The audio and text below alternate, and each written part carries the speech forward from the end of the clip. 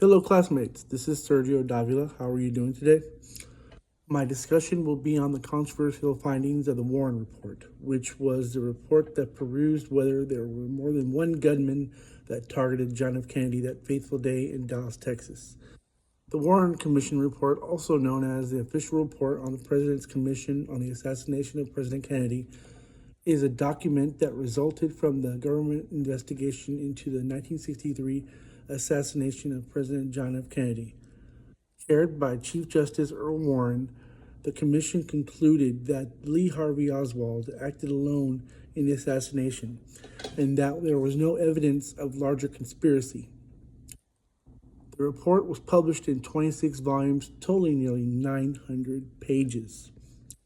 In 1964, an article in the Baltimore Sun President Lyndon B. Johnson openly questioned the findings of the Warren Commission.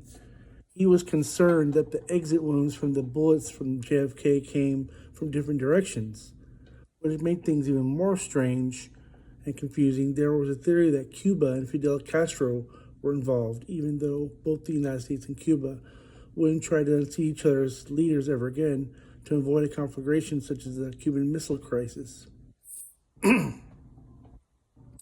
all that confusion, the commission investigated rumors and speculations about conspiracies, both domestic and foreign, but found no credible evidence to support them.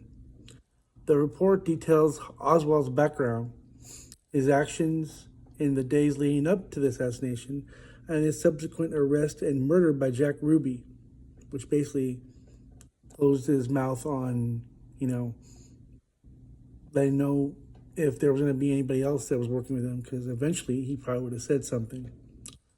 Another weird issue was the magic bullet theory, which suggests one bullet caused the injuries to both President Kennedy and Governor Connally, even though there were obviously two different exit wounds on both the governor and JFK's bodies.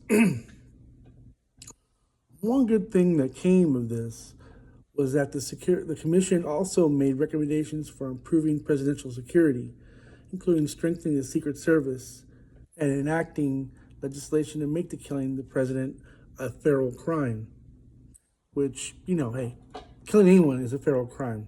It should be considered a death penalty sentence, or a life sentence at least.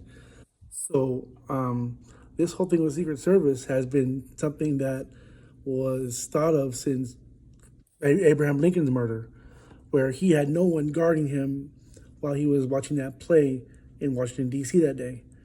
So the guy that went and killed him, he was able to go up steps and just shoot him and run off.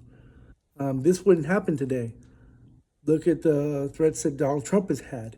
He has actually had people surround him when people act like they're going to shoot him or threaten him or something.